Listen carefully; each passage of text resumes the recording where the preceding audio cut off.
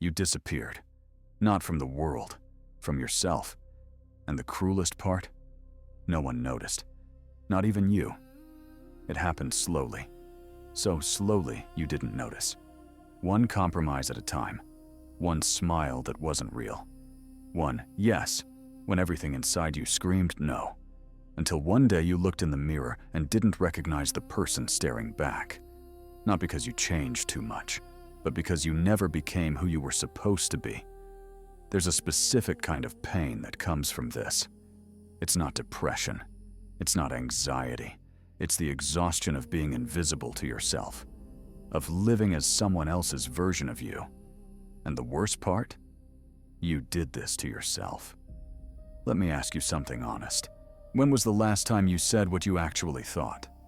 Not what would be accepted, not what would keep the peace, not what would make them like you, but what you actually felt. If you're struggling to remember, you know exactly what I'm talking about. You've spent so long editing yourself that you don't know what the original version even sounds like anymore. You laugh at jokes that aren't funny. You agree with opinions you don't hold. You perform interest in things that bore you to death. And every single time you do this, a piece of you goes silent. Not forever. Just dormant. Waiting. Waiting for permission to exist. But that permission never comes. Because the people around you fell in love with the performance. Not with you. They don't even know there's a difference. Here's what nobody tells you about people-pleasing. It's not kindness, it's fear. Fear that if they see the real you, they'll leave. Fear that your authentic self isn't enough. Fear that being honest means being alone. So you build a character, a version of yourself designed to be agreeable, non-threatening, easy to be around, never too much, never too little, just acceptable. And you play that character so well, for so long, that you forget it's a role. You start believing that this is who you are, the accommodating one, the understanding one, the one who never causes problems.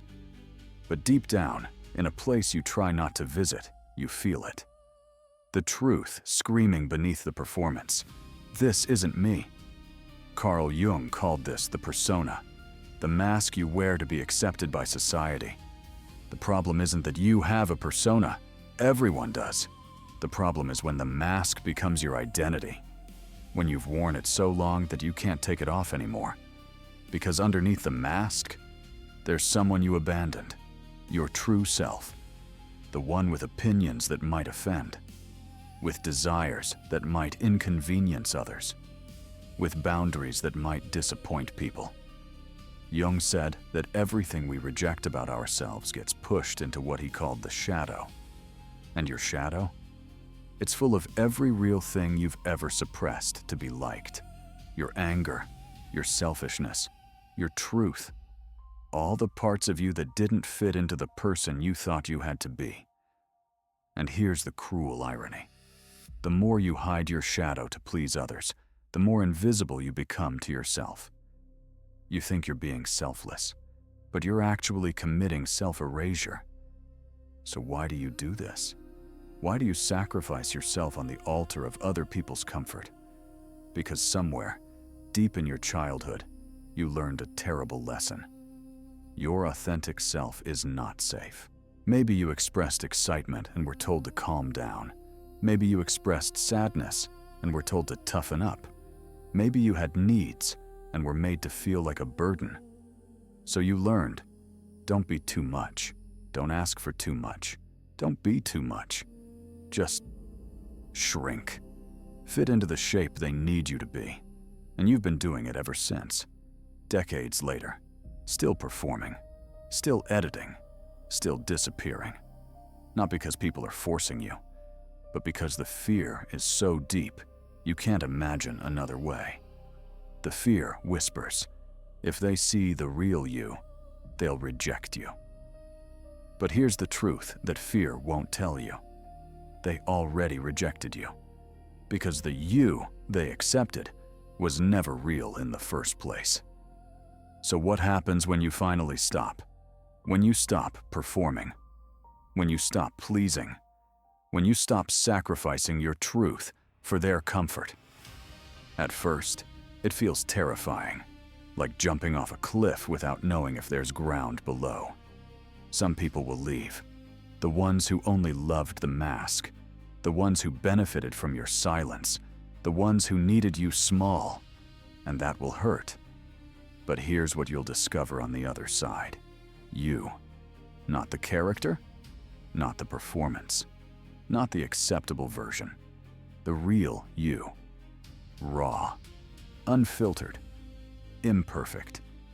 And for the first time in your life, you'll stop being invisible to yourself.